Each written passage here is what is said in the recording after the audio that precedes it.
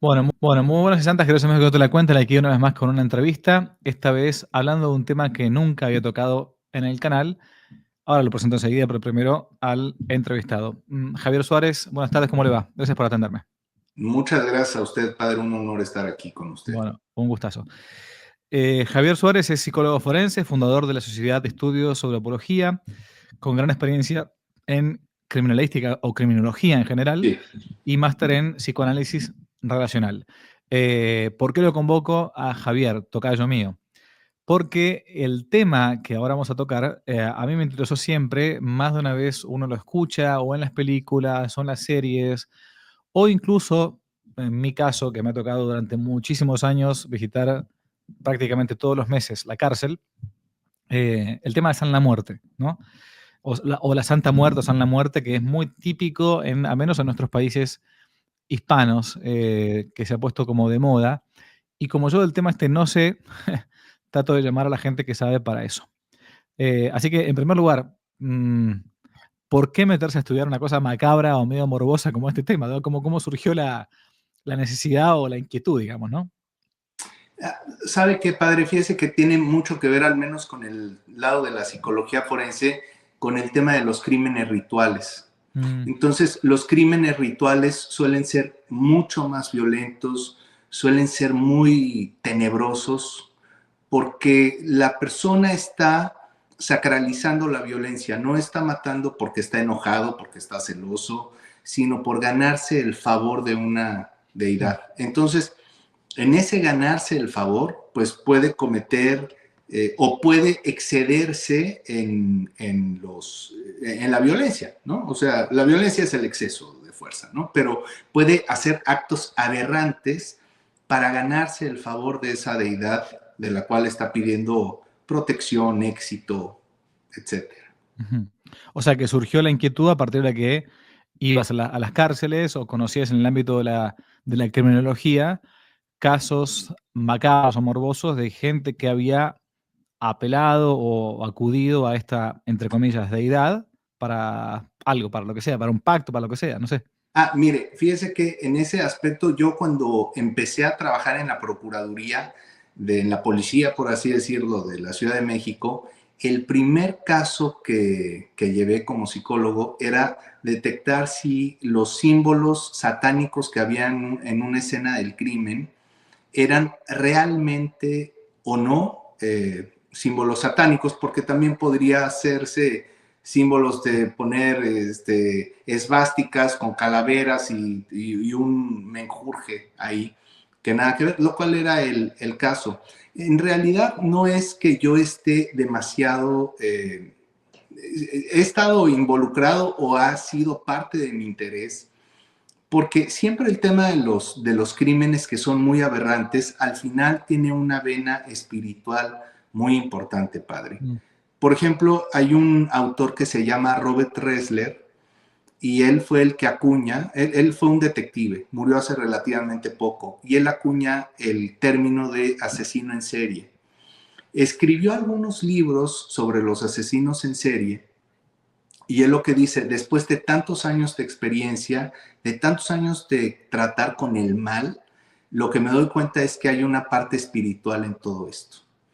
Y todo eso me dio muchas vueltas a la cabeza cuando en México, no sé si usted sabía de esta noticia, en un rancho en el estado de Jalisco encuentran fosas, hornos y lo que me pareció muy, muy llamativo fue el único sitio que estaba ordenado era un lugar donde había zapatos, prendas de vestir, utensilios, cosas personales, ¿no?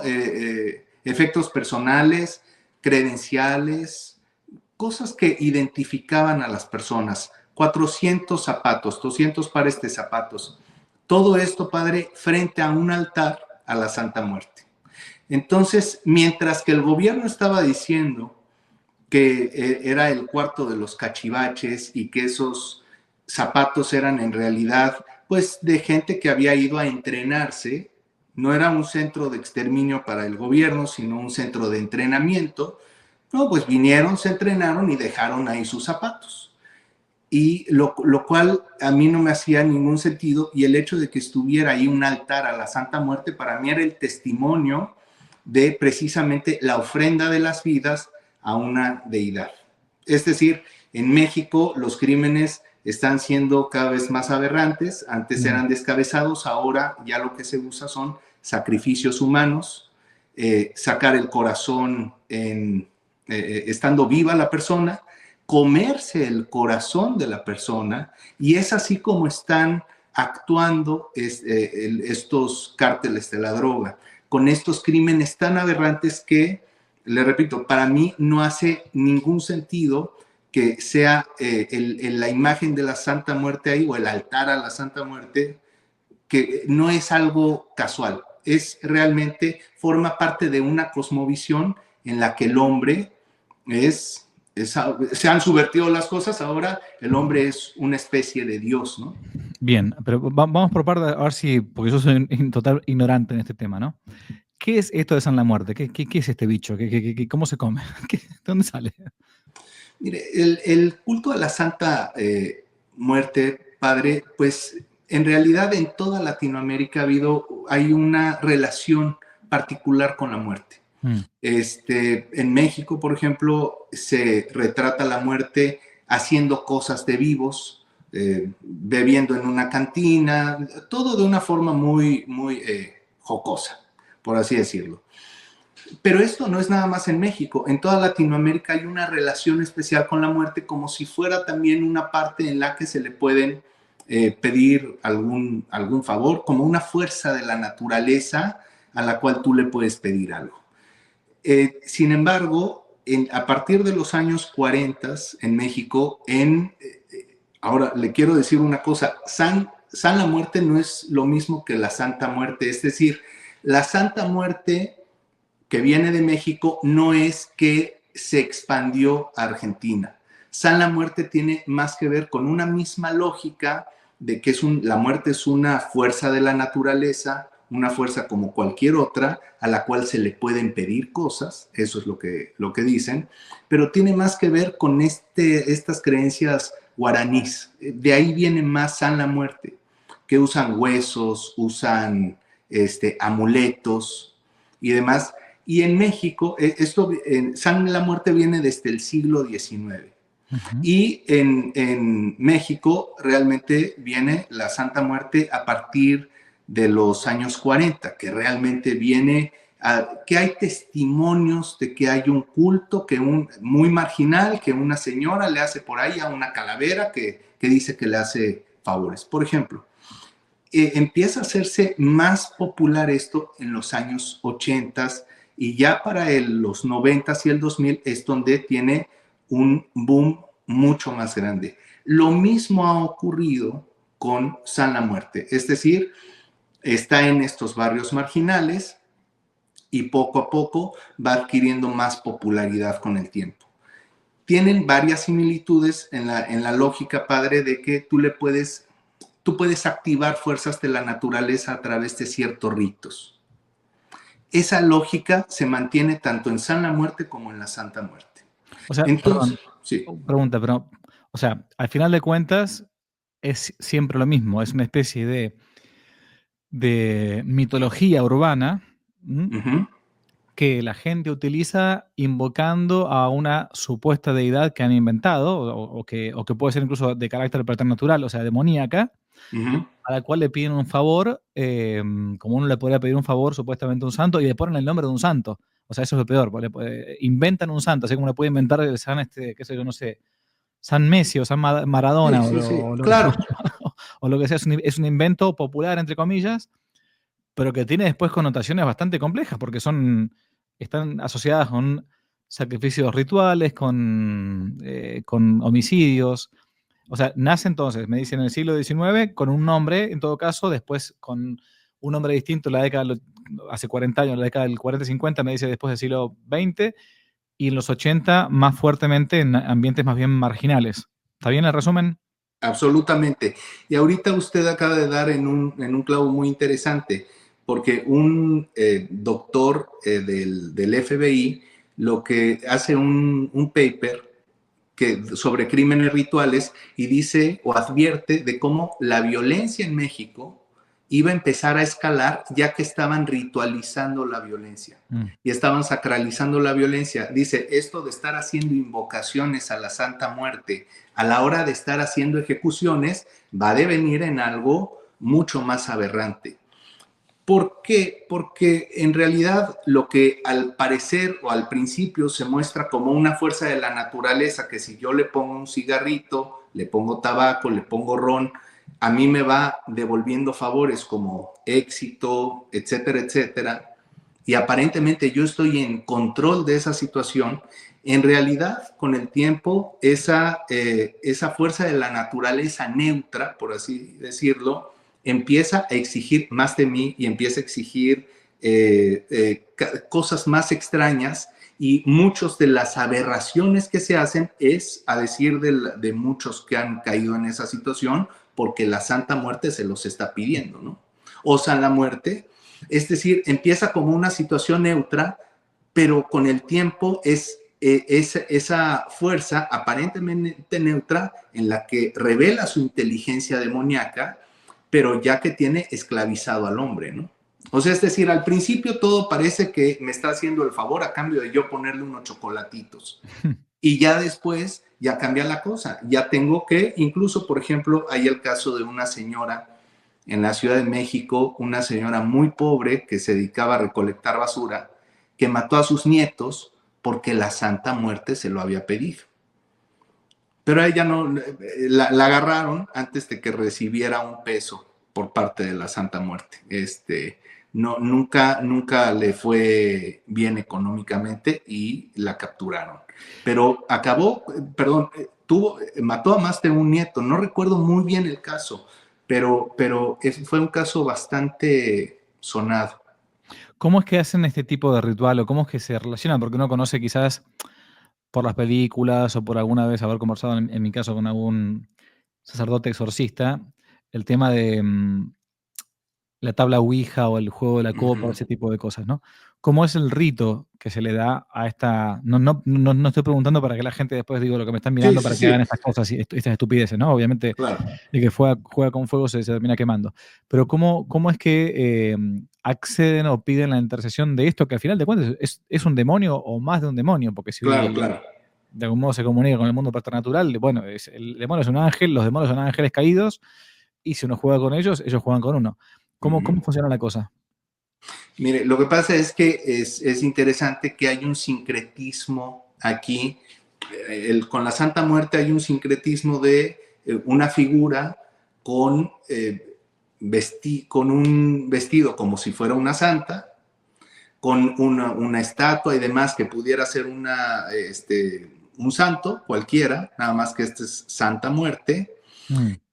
donde tiene esa parte quizá prehispánica de cultos a la muerte anteriores, pero lo que he notado es que la forma en que están dispuestos los altares de la Santa Muerte están completamente infectados por, o lo que podemos ver ahí, santería, ¿no? Entonces, la santería que es a la vez una impostura de la veneración a los santos por parte de la Iglesia Católica.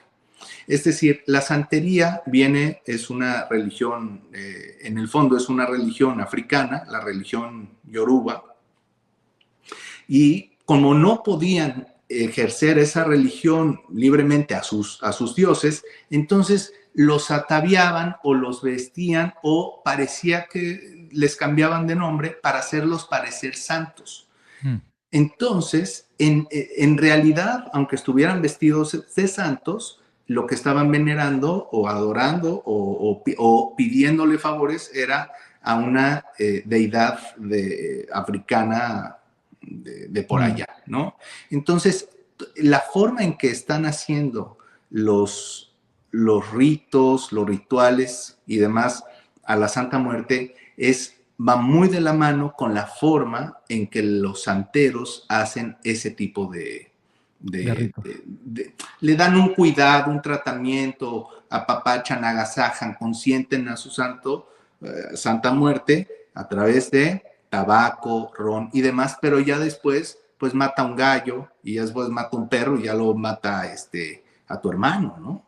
Mm. Hay exactamente veces que dicen, no, pues es que a mí la Santa Muerte me dijo que matara a alguien de mi familia y pues maté a mi abuelita porque era pues la que estaba más grande y la que ya se iba a morir, por ejemplo. Y eso es a cambio de algo, ¿verdad? Como si fuera una especie de pacto con el demonio o algo así. Mire, lo que pasa es que eso es un poco diferente. Es como si a través de esos ritos tú estuvieras activando fuerzas de la naturaleza que te van a llevar a ti al éxito o que te van a dar protección. Todavía no se revela como tal el demonio. Sabemos que hay un demonio atrás, pero da la impresión no que fuera un ángel de luz, sino como si fuera una fuerza natural neutral. No es ni Mm. buena ni mala, es la naturaleza. Un tornado no es ni bueno ni malo, simplemente es un tornado, un árbol. Tienen mucho de esa parte panteísta, Ok. mucho de esta parte eh, un relativismo moral absoluto. Es así como empieza, pero como le digo, comienza haciendo con muy poquito lo tienes contento y recibes un gran éxito y ya después se cobra, ya te esclaviza. Entonces ya tienes que hacer cosas aberrantes, sea lo que sea, con tal de no perder ese favor. ¿Y se comunica por medio de algún medium, de algún supuesto sacerdote, de alguna bruja o algo? ¿Cómo se le comunica a la gente? A ver, yo, pongámosle que me vuelvo loco y quiero hacer un ritual a la Santa Muerte o Santa Muerte. Ok, perfecto. ¿Qué hago? Me robo una calavera de un cementerio y empiezo a hacer, y le hablo al bicho, a la, a la calavera que está ahí. Me voy con un santero, me voy con una bruja, me voy con un sacerdote de San la Muerte. ¿Cómo funciona? ¿Hay algún medium o algo así? ¿Me explico? Sí, no. Y los testimonios que yo he Mm. escuchado, incluso de, con un paciente, por ejemplo, que tuve, que me dijo, él era policía, y me dice, ¿sabes qué? Yo estaba en Reynosa, en medio de balaceras y cosas muy fuertes, todo mi equipo de la policía veneraba a la Santa Muerte y yo no. La verdad es que yo nunca lo hice. Dice, y empecé a ver cómo en el retrovisor se me iba apareciendo. Se le enchinaba la piel, era un hombre de 1,90, fuerte, acostumbrado al peligro y demás, se le enchinaba la piel nada más de platicarme eso. Y me dice, y la verdad es que sí le prendí una veladora. Nunca fui a más, dice, porque yo esa veladora la hice porque yo sabía que me estaba amenazando, que si no le prendía siquiera una veladora, algo malo me iba a pasar a mí o a mi familia. Uf. Entonces, no sé, creo que la comunicación que tiene ahí, puede ser a niveles sutiles, pero parece que la gente entiende qué es lo que quiere y la forma en que se les aparece, pues puede ser como muy frontal, padre, es lo que he escuchado, ¿no? Ujú, ujú. No sé por qué o en qué circunstancias tampoco se aparece, la verdad. Mm. ¿Y por qué ha entrado tanto esto? Bueno, capaz que la respuesta es medio obvia, pero ¿por qué ha entrado tanto esto en los ámbitos de las cárceles o de los criminales o de las pandillas, ¿no? Porque eso se ve mucho, mucho, mucho en las cárceles. Sí, sí, justamente como no es una divinidad que te exija un camino moral, un camino Mm. de redención, es una divinidad de lo intrascendente, es una divinidad de lo inmanente. Entonces, lo que ellos quieren en la cárcel es cometer quizá una fechoría y que no los agarre la policía, ¿no? Claro. Entonces, le piden el favor a San la Muerte o a la Santa Muerte. Ujú. Es decir, es para obtener protección o poder, Ok. generalmente. Sabes que hace un par de años salió una película muy, pero muy buena que sobre un tema de un caso para mí, de lo mejor que se ha hecho en el cine respecto del tema del exorcismo, ¿no? La película es Nefarious, una película Ujú. muy, pero muy teológica, muy, muy clara, de muchísimo nivel, quizás la viste, que es sobre la espoleo por la gente que capaz que no la vio, de un hombre que es condenado a muerte y que va a un psicólogo justamente a tratar de comprobar que el tipo está loco. O sea, ¿para qué? Para que le eviten la pena de muerte. Entonces, y bueno, toda la película es gran parte, o el 90%, es un diálogo entre el psicólogo y el preso, que es un poseso, por cierto, que termina, bueno, pobre, condenado a muerte, qué sé yo. Ahora, la pregunta es, ¿has visto alguna vez en tu experiencia como psicólogo, en el ámbito de la criminología, si alguien por haber jugado con estas cosas, ¿m?, ha terminado con una infestación diabólica, una obsesión, una posesión, o has escuchado de este tema? Mire, fíjese que hay un autor que se llama José Gil y él escribe un libro que se llama Los brujos del poder.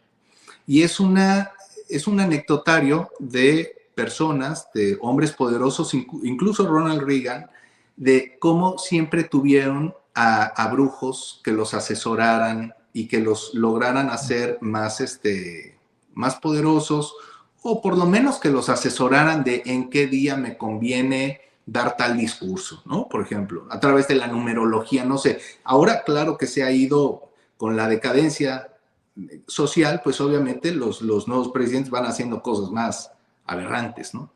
Entonces, pero lo que dice José Gil Olmos, él dice lo siguiente, es muy importante porque él no era, él, por lo que lo escuché en las entrevistas, él se ve que no es un creyente, no es una persona ni católica, ni cristiana, ni nada, pero dice, yo creo que lo que necesita México es un exorcismo. Dice, pero no un exorcismo a nivel individual de los maleantes. Dice, es un exorcismo a nivel estructural.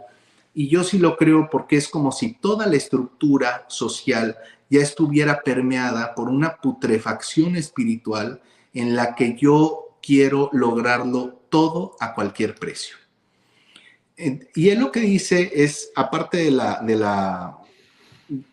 de los costos, no tanto de una infestación, pero sí los costos de cómo al menos estas deidades se cobran los favores. Y hay ejemplos de cómo políticos, una política muy famosa, el Bester Gordillo, que dicen que fue con un brujo en África, que le mataron un león para ella poder obtener un puesto muy importante. En un momento como muy clave de su carrera, matan un león, sacrifican un león, el brujo, la baña en la sangre del león y obtiene este puesto. Bueno, al poco tiempo murió su hija, el león, el brujo le advirtió, se va a cobrar este león, vas a obtener lo que quieres, pero se te va a cobrar. Y no sé, murió su hija, empezó a tener como unas consecuencias muy catastróficas en su vida. Entonces, independientemente de la posesión, porque en la religión santera la posesión se da por hecho, ya que ellos lo que dicen, así como nosotros decimos, ya no vivo yo más, vive Cristo en mí, ellos invocan a un muerto para que viva en su lugar. Fíjense nada más qué estupidez tan grande. Un muerto cualquiera para que viva en lugar mío. Qué absurdo, ¿no? No, no solamente que es un absurdo, sino que es incluso un imposible teológico, pero es el demonio el que está detrás porque está... Claro, claro. Entonces, es ahí donde luego viene esa posesión demoníaca, es ahí donde yo la veo muy, muy claramente, ¿no? Mm. ¿Tiene algunas experiencias para contarnos, algunas anécdotas para contarnos que haya podido experimentar o ver o escuchar a lo largo de los estudios respecto del tema este? Fíjese, padre, que lo que más me preocupa en este tema y lo que me gustaría denunciar es que no crea que ya este tipo de cultos está en los arrabales y en la cárcel, y no, ya está con artistas, actores, Mm. gente de la política, y eso es exactamente lo más riesgoso, como la estructura social, como lo estaba diciendo este autor, está en un estado de putrefacción espiritual. Entonces, mientras nos estamos preocupando por temas culturales, yo creo que la contrarrevolución tiene que ser espiritual, padre. Es decir, no tenemos que hacer otra cosa más que volver de donde venimos, del contacto divino que tuvo San Juan Diego en el Cerro del Tepeyac con la Virgen de Guadalupe. Es ahí donde, por lo menos, al menos, se genera en México la unidad entre todos. Ya había una unidad y esa unidad se genera a partir de ese toque entre lo divino y lo humano. Y creo que con eso nos sobra para poder ser realmente felices. Pero ¿qué es lo que ocurre? La gente no le interesa trascender. Hoy estos artistas, actores que están dedicados, sea Santa Muerte, o sea la brujería como tal, o sea satanismo abierto, padre, que ya se da también mucho este tipo de cosas, pues creo que lo que podemos ver en el fondo, la línea conductora es: yo quiero a una deidad que me consienta lo que me da la gana y yo no voy a doblar mi rodilla ante nadie. Yo quiero sentir que tengo el control. En el fondo eso es lo atractivo de este tipo de espiritualidad. Aparentemente yo tengo el control, yo doy esto y a mí me devuelven éxito. Yo le pongo un tabaquito por ahí y a mí me devuelven un puesto de trabajo de director. Y por eso vemos grandes carreras meteóricas que de repente acaban en un desastre, ¿no? Pero Sí. creo que eso es lo más importante, padre, cómo la gente hoy por hoy está entregándose a una especie de religión, que no es religión, pero a una especie de creencia en la que lo único que importa es lo que yo voy a obtener y no hay un sentido de el reino del dar, ¿no? ¿Qué es lo que yo voy a dar? Y hasta qué punto olvidamos que, como dice Job, ¿no? El tiempo en el mundo es un tiempo de milicia. Olvidamos eso para dejarnos engañar de que es un lugar donde vamos a obtener dulces, caramelos y todo lo que queremos, todo lo que una mala persona le podría ofrecer a un niño. Eso es en lo que están cayendo. Toma lo que quieras. Lo llamativo de todo esto, va, llamativo no, pero es claro, ¿no? Que cuando el hombre cae de Cristo, o sea, cuando uno después de la venida de Jesucristo, nuestro Señor, segunda persona de la Santísima Trinidad hecha carne, no se puede estar en un lugar neutral. O se está con Cristo o se está contra Cristo. Eso es evidente, es evangélico. Quien no está conmigo está contra mí, quien no recoge conmigo desparrama, dice el Señor, ¿no? Entonces, una vez que vino el Señor, y aquellos que han negado quieren jugar decimos, hablando futbolísticamente, en un equipo distinto, termina volviendo de vuelta a lo que el mundo hacía antes de la venida del Señor. Entonces, los sacrificios rituales de los aztecas, de los Totalmente. mayas, entonces se vuelve de vuelta a lo mismo. O sea, Así es. es de vuelta al reino del mal, de vuelta al reino del demonio, porque Sí. no se está con Cristo, con la Virgen, con los santos, con aquello que la Iglesia nos ha enseñado desde que somos pequeños. Así que es así, ¿no? Unas últimas palabras, Javier, para poder ir cerrando la entrevista. ¿Qué le parece? Sí, perfecto, padre, por supuesto. Bueno, últimas palabras, insistiría exactamente en esto, padre. Tu, Gabriel Amorth dijo que hizo un exorcismo a una persona en México. Y la persona le dijo, estaba endemoniado y estaban hablando en perfecto latín, y le dice a la persona: qué tontos fueron los mexicanos, porque a la hora que aprobaron la ley del aborto, abrieron las puertas a los antiguos demonios que había aquí. Entonces, creo que hay una infestación y creo que realmente la convocación debería de ser en un orden tenemos que aspirar a un exorcismo nacional y no nada más en México, padre, ¿no? Mm. En toda América, en toda Hispanoamérica. ¿Por qué?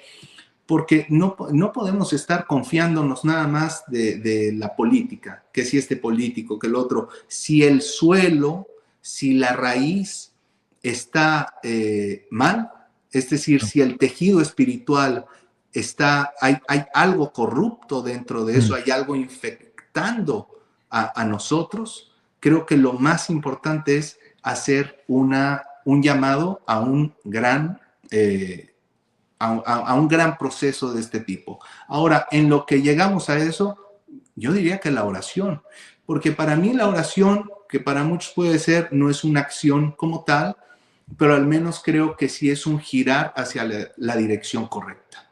Quizá no es un paso adelante, pero sí es un detenernos hacia la podredumbre y detenernos hacia un camino pues peligroso, ¿no? Así es. Javier, muchísimas gracias por el tiempo. La verdad que ha sido importante por lo menos tocar el tema. Después, obviamente, si uno quiere profundizar un poco más, hay mucho más para decir, pero por lo menos una pequeña introducción hemos intentado hacer, ¿no? Muchas gracias. Un placer, padre. Muchas gracias a usted. Ha sido conversando entonces con Javier Suárez, psicólogo forense, hablando sobre este fenómeno que lleva hacia lo demoníaco, hacia lo anticristiano de la Santa Muerte o San la Muerte. Dios les bendiga mucho, hasta la próxima y que no te la cuenten. Adiós. Si les gustó el video, aparte de suscribirse, activar la campanita y comentar, en la descripción de este video se van a encontrar con el link de la plataforma Patreon, un modo concreto de apoyar este apostolado que intenta hacer una contrarrevolución cultural y espiritual. Dios les bendiga y que no te la cuenten.